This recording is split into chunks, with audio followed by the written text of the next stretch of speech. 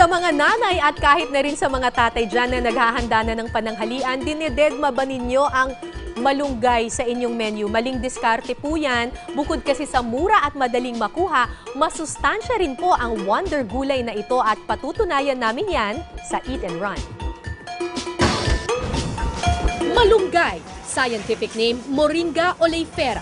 Kilala rin sa tawag na Tree of Life at ang wonder gulay na ito, maraming benepisyong hatid sa ating kalusugan. Mayaman ito sa protina, iron, calcium, phosphorus, photochemicals, fiber, and vitamin A, C, and E.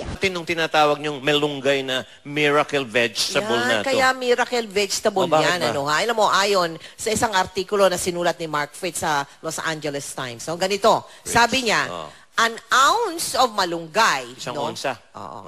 Ay katumbas, maniniwala ba kayo? 4 na basong gatas ang katumbas niyan. Kaya pala yung mga jaunties, mga nagpapa-daddy ng baby. Ayan, pampagatas daw to, di ba? Ano pa? Katumbas din ito ng 7 orange naman. Vitamin C ng 7 orange at katumbas naman ng potassium na taglay ng 3 saging. Ayaw mo pa yan? Hindi, nakakatuwa ito, no? Dapat ito, malaman ng mga kababayan natin, napakataas ang malnutrition dito sa atin, lalo na sa mga bata, no? Sana yung mga magulang nanonood ngayon, alamin ninyo, ang malunggay ay napakagaling. Masustansya. Ito nga, anong tawag niya, isuksok mo lang sa tabi mo. Bubuhay na yan Tutubo na yan. Tutubo na yan. Hindi mahirap patubuin. Ang lupit pala sa sustansya ng malunggay na to. Para sa ibang sustansya pa mga kaibigan, nahatid ng malunggay, let's watch this. Yan. Ang dami, no? Ang malunggay, bao. Scientific name, Moringa oleifera. Sa ating paligid, madali itong matagpuan. Alternatibong sahog sa munggo at tinola. Ang malunggay.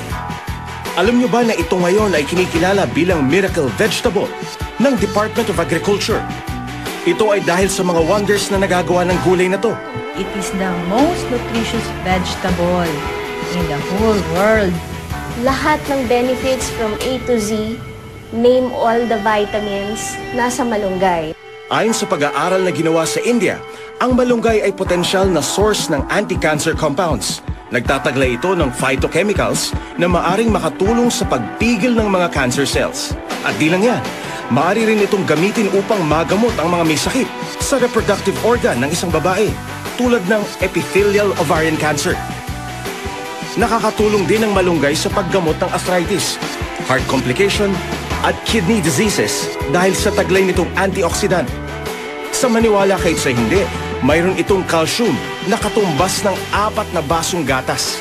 Hindi mo na kailangan uminom ng mamahaling gatas, kundi kumain ka lang ng malunggay leaves and then you get about 50% of your recommended daily allowance for calcium. At potassium na katumbas ng 3 saging. Imagine, ang 100 gramo or 2.5 cups of fresh malunggay leaves can give you about 400% of your recommended daily allowance for vitamin C. Nakakatulong din ito sa ating digestion, maayos na pagdumi, at maaaring gamitin na panglinis ng sugat, panggamot sa ulcer, sakit ng tiyan, scurvy, asthma, at sakit ng ulo. Napag-alaman that there are about 202 conditions or diseases which can be treated by the different parts of malunggay. Parang meron ka ng pharmacy sa likod ng bahay mo kung meron kang ilang puno ng malunggay sa iyong bakuran.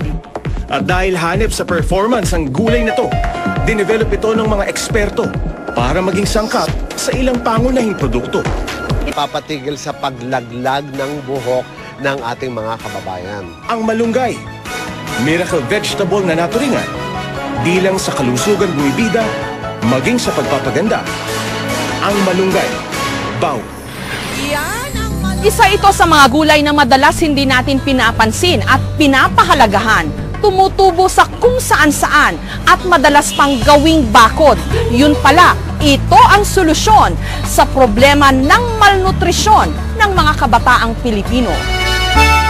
Kulang na lang, ituring itong parang damo. Kung saan-saan tumutubo.